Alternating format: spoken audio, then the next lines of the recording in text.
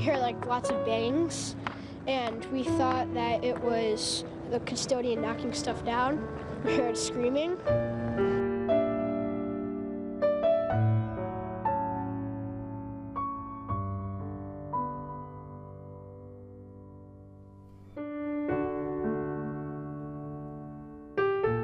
Very difficult scene for the family members, for all the responding first responders. It's a tragedy. It's a tragic scene.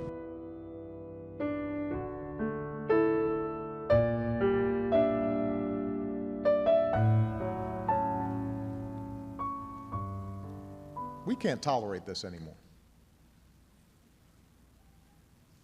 These tragedies must end.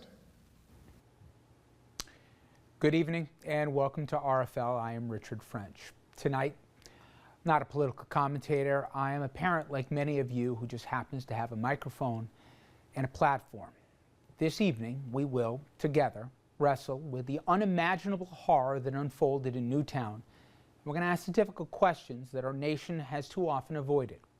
We will also take you to that picturesque city where the most amazing courage and grace helped stop one of the worst days in modern American history from being inconceivably even worse.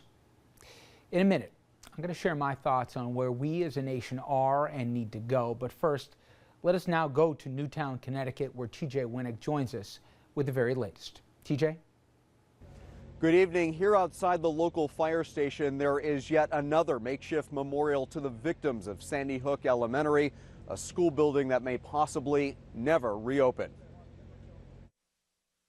The first of the funerals for the 26 innocent victims gunned down at Sandy Hook Elementary School began today.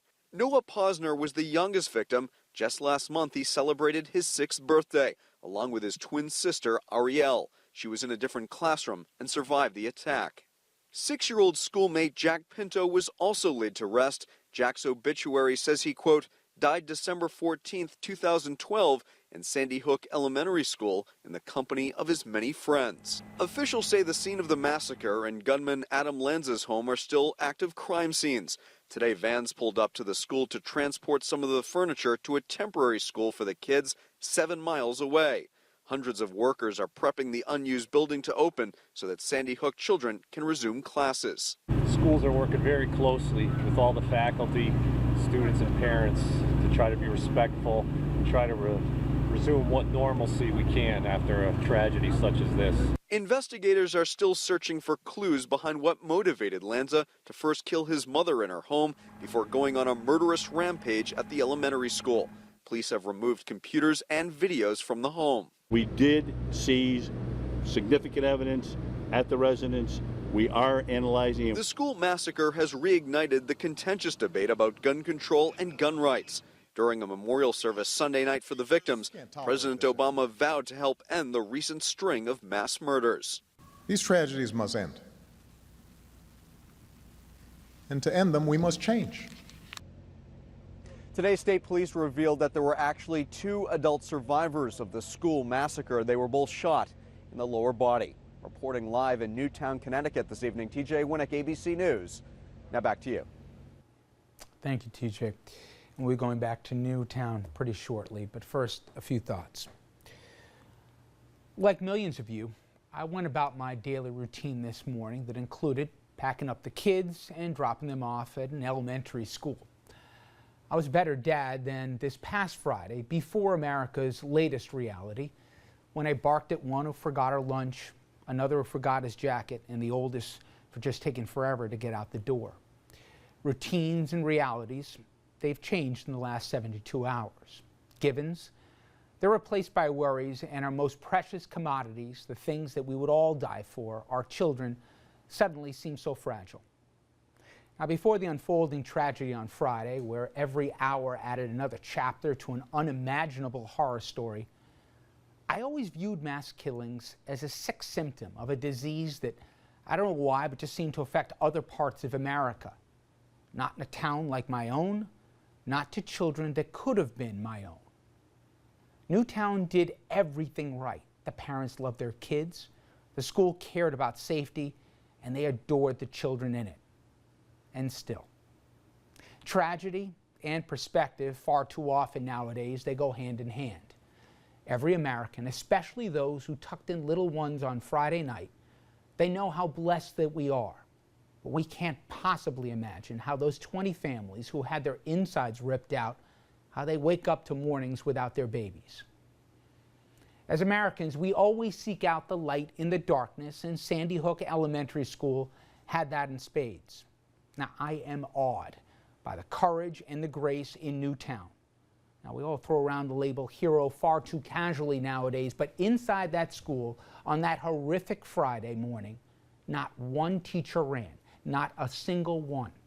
They treated those kids like they were their own, and if we needed a symbol of what we should all aspire to be, look no further than Victoria Soto. This amazing woman, and a kid in many ways herself, she stood between the shooter and a room full of 6-year-olds, and she made the ultimate sacrifice. But tonight, I don't feel like being inspired. Tonight, like a lot of you, I am sad, but I'm angry and I'm tired of a cycle of grief, then remembrance, wringing of hands, and then repeat to the next disaster here where we have a massacre. These 20 kids, they are America's children. And if their stolen futures are met with nothing more than lit candles and stuffed teddy bears and empty words, we will have shamed their loss. By now, a familiar narrative has emerged. Sick young man, troubled family, access to firepower suitable for a battlefield, and massive loss of life, including, like all these cowards, his own. We learn his mother, too, was not all there, a survivalist with delusions of looming catastrophe and the seemingly prerequisite firepower in the house. The warning signs of Adam Lanza either dismissed or ignored. With body armor, assault weapons, and hundreds of rounds of ammunition, he laid siege to little boys and girls who are learning to read. We now learn that if not for the approaching sirens of the first responders, he likely would have moved on to the remaining classrooms and the remaining kids. So yes, I am very sad, and I said my prayers this Sunday in church, but I'm also very angry.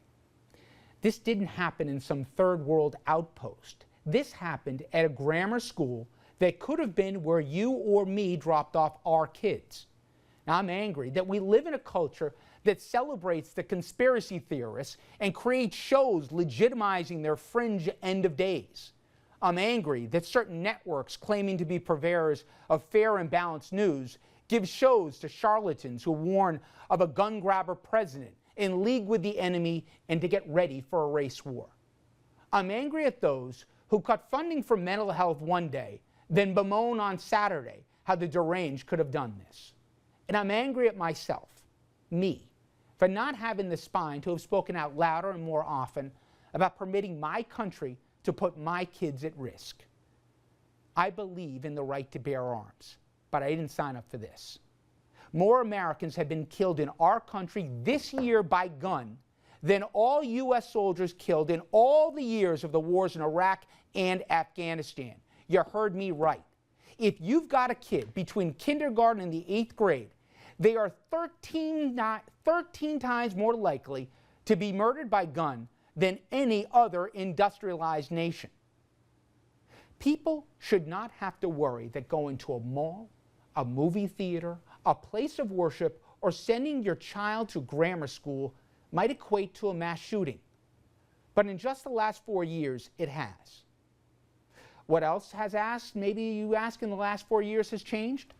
How about unprecedented gun sales, fueled by lies and also new laws that now make it legal to, get this, bring guns into bars, churches, college campuses, and new laws that let felons and the mentally ill more easily get their guns back. Now, I know a lot of people believe it's going to be different this time because the president says so and because politicians aren't as afraid of the NRA. But I think that's BS. If we as a nation acknowledge that the gun culture has long ago crossed over into a national security issue, it will be because of 20 little 6-year-olds who reminded every last one of us that they could have been our daughters and our sons. They could have been our grandkids, our brothers, or our sisters. So yes, I hug my kids tighter. But if that's all I or you do, then I believe we have failed the best among us in Newtown, Connecticut. All right. Now, before we go to break here, I want to remind you that I'll be bringing my friends around the table or panel, but also we'll be going to Newtown after this break live. But I leave you, before we go to this commercial break, with the names of the young victims read by our president. Let the little children come to me, Jesus said, and do not hinder them, for to such belongs the kingdom of heaven. Charlotte, Daniel, Olivia, Josephine, Anna, Dylan, Madeline, Catherine, Chase, Jesse, James, Grace, Emily, Jack, Noah, Caroline, Jessica, Benjamin, Avliel, Allison. God has called them all home.